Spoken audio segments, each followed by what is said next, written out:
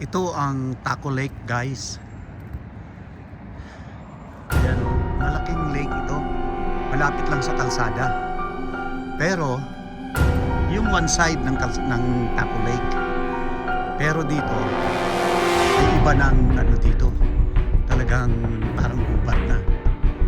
Tingnan nyo guys, oh. Yung Taco Lake. Yellow pa rin. Although medyo pero nag-yellow pa rin. Pasukin natin guys itong pinakagubat. May trail kasi dito. At alam nyo naman guys, sabi ko nga sa inyo, yung mga urban legend dito sa Alaska, bawat park ay may kanya-kanyang istorya, no? May kanya-kanyang horror story. Kasi alam niyo guys, pag dito pag winter kasi, lalong-lalo na yung mga homeless. Ang daming namamatay dito na homeless, natatabunan na lang na snow. At makikita na lang pag summer na. So dito rin minsan, alam niyo naman kahit sa bansa ay mayroon itong drug addict, drugs. So ang daming nangyayari krimen. At dito sa lugar na to ay may mga nangyayari din na hindi maganda. Kung tingnan nyo guys, oh. Ayan, oh. Di ba parang creepy yung yung paligid. At walang tao. So yan ang ang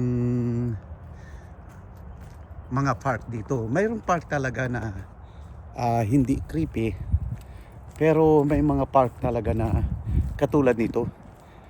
Walang masyadong tao. So ayan guys. Tingnan nyo. At ako lang yata naglalakad na mag-isa. But anyway, araw naman eh. Kaya lang hindi natin alam kung ano ang mga dito, di ba? Tsaka dala na rin ng exercise. Parang exercise na rin dito. Kaya lang, sabi ko nga sa inyo, parang creepy talaga. Tingnan nyo sa unahan guys. Oh. Yan. Paket yan. Maririnig mo yung mga huni ng mga hayop. Wala talaga katao-tao. Kailan? Ang kaganda nito guys, parang exercise na rin. Maganda sa puso, maganda sa kalusugan, at sa katulad natin na hindi nang bumabata, eh maganda itong na to. So tingnan nyo daanan mo, pangit, daming putik. Tapos tingnan nyo dyan, walang tao. Anong klase dito guys? Hihingal na po. Tumataba na kasi. Okay guys, sandali na. Tignan mo guys yun.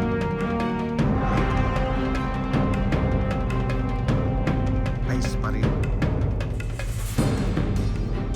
Ice pa rin yung lake. So sometimes may mga naglalakad din doon sa kabila. Pero sometimes itong lake na to, pag kasagsagan na ng summer at dito ay maraming yung nagfi-fishing ng trout kasi maraming trout yan.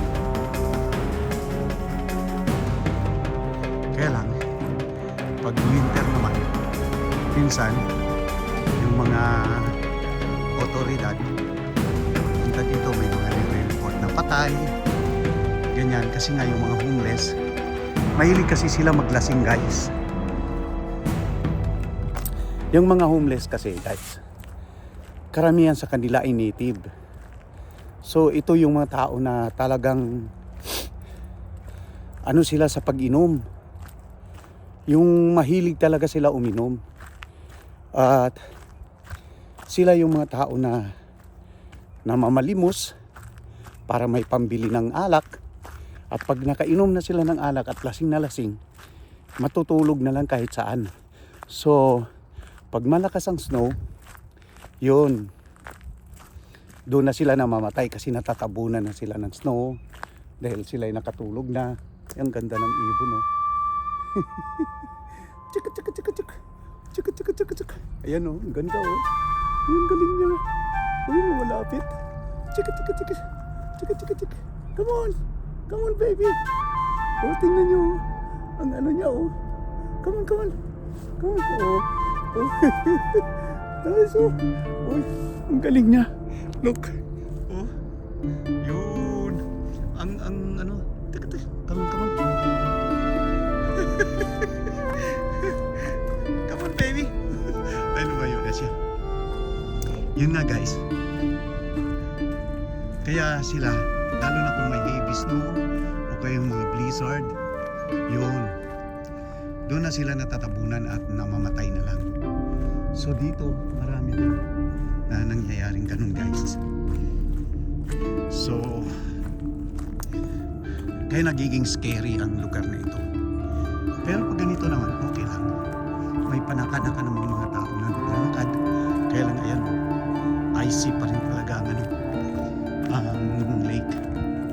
Talagang hindi pa natutunaw. Siguro mga next week pa yan. Pero hindi mo na pwede lakaran yan kasi malambot na yan. Ganyan na yun. Okay, guys. Tuloy na lang natin yung ating kwentuhan mamaya doon. Pero maganda yung lugar. Lalo na kung magkaroon na ng grass. Pag tumubo na yung grass at yung mga flower dito, ang ganda na ito. Okay, guys.